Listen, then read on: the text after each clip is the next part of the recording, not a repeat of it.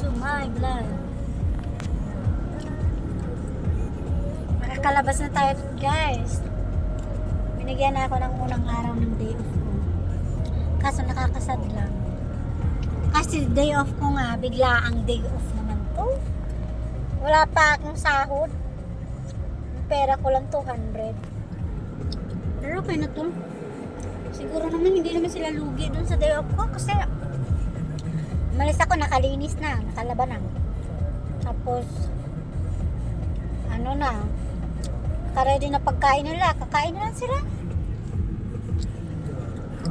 Nag-ano pala ako, car lift kasi hindi ko pala magbiyahe-biyahe ng bus tsaka train. So nag-car lift na tayo.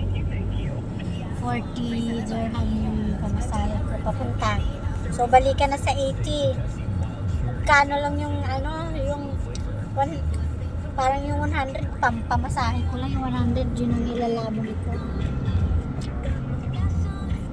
Okay na yun, at least ka-relax. Magantay muna ako dito sa kotse kasi yung driver may sinusundong estudyante, nakiusap siya sa akin na pwede daw sunduin niya muna yung estudyante tapos sa kanya ako ihatid sa Mall of Emirates sa MOE kung tawagin dito. Kasi naman nakiusap naman ako ay dam kasi sabi ko pwede ba i-advance ko yung sahod ko para mapadala ko na kasi ang sahod ko sa 9 sa Martes, ano pala ngayon, Biyernes. Kaso wala siyang cash. Uso kasi dito yung card na lang nila, hindi sila nagawak ng pera. Sana ulit. Kaya yun, 200 lang yung budget ko panggala. Tapos hindi pa ako makapadala kasi wala pa. Pero okay lang, makarelax din ako. At least, nakuha ko na isang day off ko. Once a month lang naman yung hiningi ko sa kanya.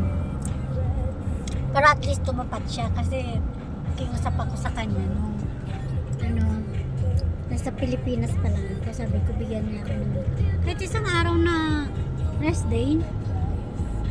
Hindi kasi ako pwedeng yung hindi umalis. Yung mag-rest day ka tapos matulog ka lang. Hindi pwede kasi yung alaga ako, dako yun nga.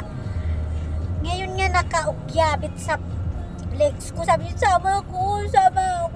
Yung sa punta, sama ako. Sabi ko, next time ka lang sumama. Sabi niya sa akin, sabi ng alaga kong bunso, saan ka pupunta? Finish contract ka na ba? Sabi ko, hindi, magpapahinga lang ako, rest day ko, lalabas lang ako. Sabi ko, pupunta ako ng mall. Sabi niya, sama ako. Sabi ko, hindi pwedeng sumama. Next time na lang. Sama siya, wala nga akong datongs. Tapos yung nakasunod. Hanggang sa nakasakay ako. Next time na lang. Pag pinagala kami, magkasama ni mama niya.